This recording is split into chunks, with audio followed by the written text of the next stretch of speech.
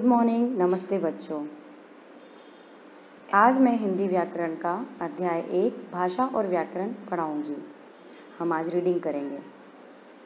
भाषा शब्द संस्कृत के भाष धातु से बना है, जिसका अर्थ है वाणी को व्यक्त करना।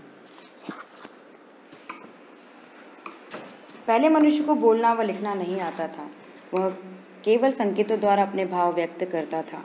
धीरे धीरे उसने अपने विचारों को प्रकट करने के लिए पत्थरों चट्टानों पर कुछ चिन्ह बनाने शुरू किए। कुछ समय बाद उसने लिखकर अपने विचारों को व्यक्त करना सीखा। इस प्रकार अपने भावों का आदान प्रदान करने के लिए भाषा का जन्म तथा विकास हुआ। बोलकर या लिखकर अपने विचार व्यक्त करने का माध्यम ही भाषा कहलाता है। भाषा वह माध्यम है जिसके द्वारा मनुष्य अपने विचार बोलकर या लिखकर प्रकट करता है तथा दूसरों के विचारों को सुनकर या पढ़कर ग्रहण करता है। हमारी तरह पशु पक्षी भी तरह तरह की ध्वनियाँ निकालते हैं, पर उन ध्वनियों को हम भाषा नहीं कहते। उसी प्रकार संकेतों द्वारा कही गई बात भी भाषा नहीं कहलाती। इस प्रकार भाषा के दो मुख्य रूप होते हैं: मौखिक भाषा बोलना और सुनना, लिखित भाषा लिखना और पढ़ना। मौखिक भाषा बचपन में हम अपने परिवार तथा आसपास के परिवेश से सुनकर और बोलकर ही मौखिक भाषा सीखते हैं। मौखिक भाषा द्वारा हम बोलकर अपने विचार व्यक्त करते हैं। जैसे कल विद्यालय में वाद विवाद प्रतियोगिता थी। सोनिया और विशाल ने हिंदी भाषा के पक्ष और विपक्ष में अपने विचार प्रस्तुत किए। दर्शकों ने उनके तर्क सुनकर तालियां बजाई और उनका उत्साह बढ़ाया। यही भाषा मौखिक रूप है। मौखिक भाषा का प्रयोग बातचीत, भाषण, वाद विवाद, चर्चा या रेडियो तथा टेलीविज़न में किया जाता है। लिखित भाषा, जब हम लिखकर अपने विचार व्यक्त करते हैं उसे लिखित भाषा ही कहते हैं। जब बच्चा थोड़ा बड़ा होता है तो लिखकर अपने विचार व्यक्त करने की आवश्यकता पड़ती है। लिखित भाषा सीखने के लिए उसे विशेष प्रयास करना पड़ता है। लिखित भाषा का प्रयोग पत्र, तार, पुस्तक, समाचार पत्र, पत्रिकाओं आदि में किया जाता है। विशेष बोलना और सुनना मौखिक भाषा के अंतर्गत आते हैं, जबकि लिखना और पढ़ना लिखित भाषा के अंतर्गत आते हैं। संसार में अलग अलग क्षेत्रों में अनेक भाषाएं बोली जाती हैं। भारतीय संविधान में हिंदी भाषा के साथ साथ 21 अन्य भाषाएं भी सम्मिलित हैं। कुछ भारतीय और विदेशी भाषाएं इस प्रकार हैं।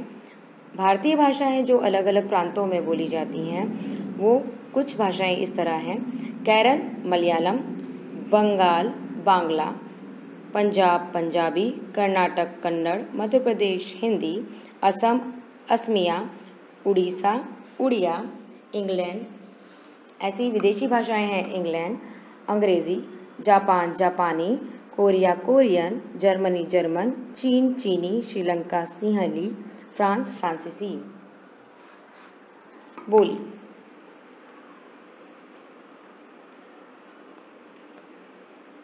बोली जब कोई भाषा केवल बोलचाल के लिए प्रयोग की जाती है, उसका कोई लिखित रूप नहीं होता तथा वह किसी एक क्षेत्र तक ही सीमित नहीं होती, उसे बोली कहते हैं। जैसे राजस्थान भोजपुरी, बुंदेलखंडी, हरियाणवी, छत्तीसगढ़ी आदि कई बोलियां हैं जिनका प्रयोग भारत के विभिन्न भागों में किया जाता है। इसमें साहित्य की रचना नहीं की जाती।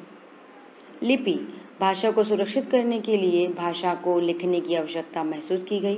भाषा को लिखने के लिए कुछ चिन्ह निश्चित किए गए, वही चिन्ह लिपि कहलाए। इस प्रकार लिपि का जन्म हुआ। भाषा के लिखने के ढंग को ही हम लिपि कहते हैं। जिस प्रकार मौखिक भाषा में विभिन्न प्रकार की ध्वनियाँ होती हैं, उसी प्रकार लिखित भाषा में चिन्ह होते हैं जिनमें लिपि बनती है। दुनिया में अलग अलग भाषाओं को अलग अलग लिपियों में लिखा जाता है। हिंदी, मराठी, राजस्थानी, संस्कृत तथा मैथिली आदि भाषाएं देवनागरी लिपि में लिखी जाती हैं। संस्कृत भाषा की प्राचीनतम भाषा है। अधिकतर भारतीय भाषाओं की जननी संस्कृत को ही माना जाता है, इसलिए संस्कृत के शब्द लगभग सभी भारतीय भाषाओं में मिलते हैं। विश्व की कुछ प्रमुख लिपियों के नाम इस प्रकार हैं: लिपि और भाषा। लिपि है गुरुमुखी और भाषा है पंजाबी। फारसी है लिपि और उर्दू है भाषा।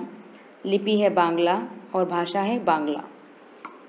लिपि जो देवनागरी लिपियां हैं उनमें है मराठी, हिंदी, संस्कृत, राजस्थानी और नेपाली भाषा। तमिल लिपि में है तमिल, रोमन रोमन लिपि में है अंग्रेजी और जर्मन भाषा। अब हम आते हैं व्याकरण में।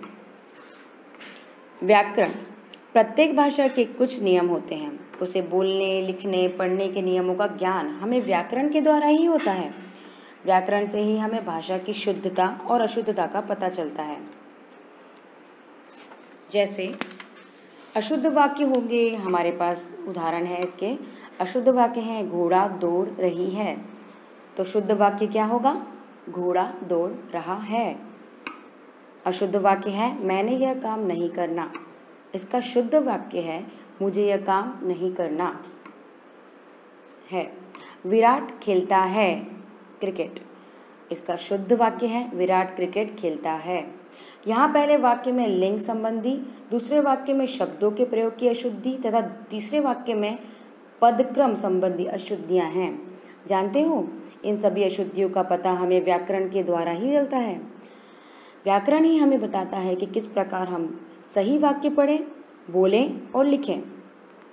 इस प्रकार हम कह सकते हैं कि व्याकरण वह शास्त्र है जो हमें भाषा के नियमों की जानकारी देकर भाषा को शुद्ध रूप से बोलना और लिखना सिखाता है। तो अब तक हमने ये अध्याय पढ़ लिया है। आप इस अध्याय से क्या समझे हैं और क्या सीखा है? अब तक हमने सीखा है भाषा के द्वारा मनुष्य अपने विचारों को व्यक्त करता है। भाषा दो प्रकार के होते हैं, मौखिक और लिखित। बोली एक क्षेत्र तक ही सीमित होती है। भाषा के लिखने की ढंग को ही लिपि कहते हैं।